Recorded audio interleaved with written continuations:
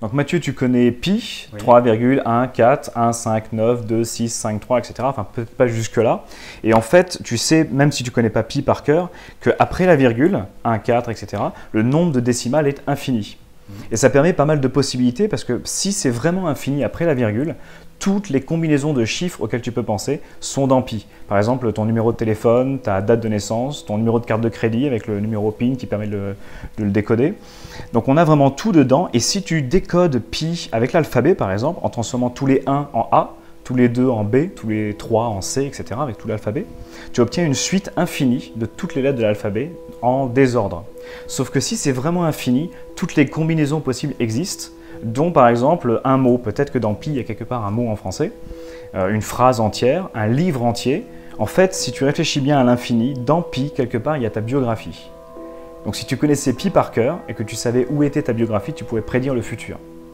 C'est assez intéressant, mais on ne peut pas le faire parce que c'est très compliqué. On peut aussi décoder pi avec des couleurs. Par exemple, chaque valeur de 1 à 9 peut être une nuance de gris. Donc tu as des images qui se créent un peu comme la neige magnétique qu'il y a par exemple à la télé quand il n'y a plus de programme de temps en temps. Et toutes les images existent, toutes les variations de ça, un peu comme des QR codes. Et si toutes les images du monde existent dans pi quelque part, il y a dans pi quelque part la première image que tu as vue quand tu es né. Alors ça c'est pas très intéressant parce que tu l'as déjà vu. Par contre il y a aussi la dernière image que tu vas voir quand tu vas mourir. Et ça c'est intéressant parce que si tu connaissais pi et que tu voyais cette image, tu saurais quand et comment tu vas mourir. Donc il y a pas mal d'informations dans pi. Le problème, c'est que comme c'est infini, on a du mal à le décoder. Et ce nombre a fasciné pas mal de gens pendant longtemps. En 2006, je crois, je vais vérifier, il y a un Japonais qui a réussi, voilà, en 2006, Akira Haraguchi, qui a réussi à réciter 100 000 décimales de pi. Il lui a fallu 16 heures.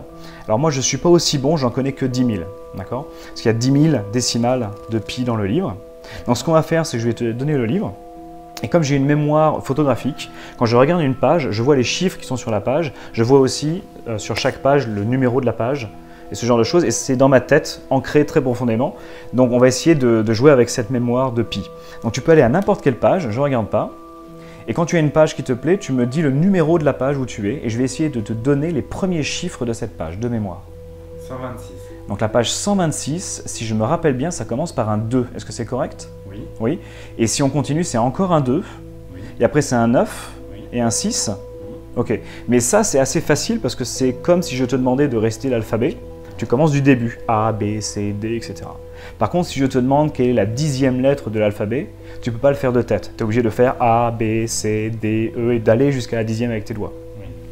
Mais moi, dans ma tête, j'ai une séquence de 10 000 chiffres que je peux accéder. Et si je te dis N-O-P-Q-R, par exemple, N-O-P-Q-R, tu te rends compte que c'est un segment de l'alphabet.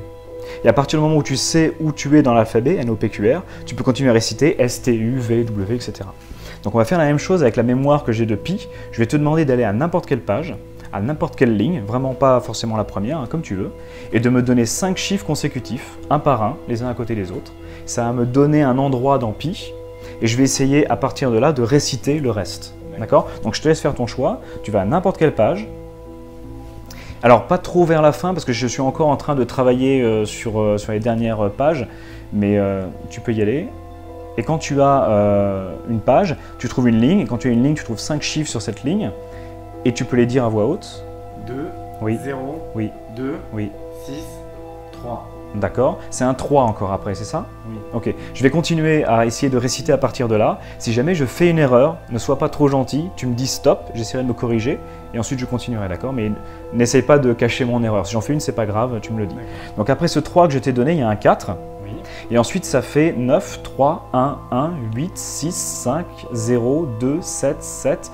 C'est quoi? C'est un 1 après? Oui. Et ensuite, ça fait 4, 6, on a un 1. Oui.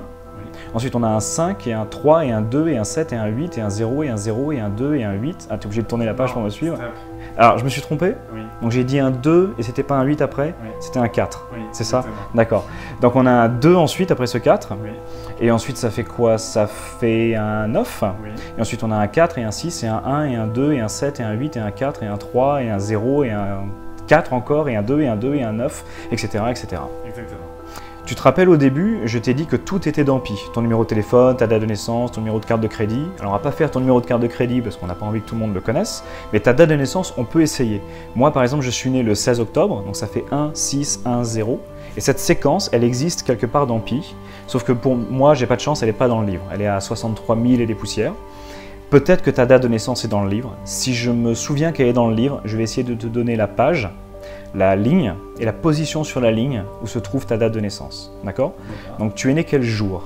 14. 14. Et tu es né quel mois? Juillet. Donc ça fait 1407. Et 1407, est-ce que c'est dans le livre déjà? Oui, c'est dans le livre. C'est à la page 172. Et je dirais à la 4e ligne. Au début de la 4e ligne de la page 172, tu vas trouver 1407. Est-ce que c'est correct? Au début de la page. 172. Exactement. Et au début de la 4e ligne, tu as bien 1407, ta date de naissance? Exactement. C'est parfait, merci beaucoup.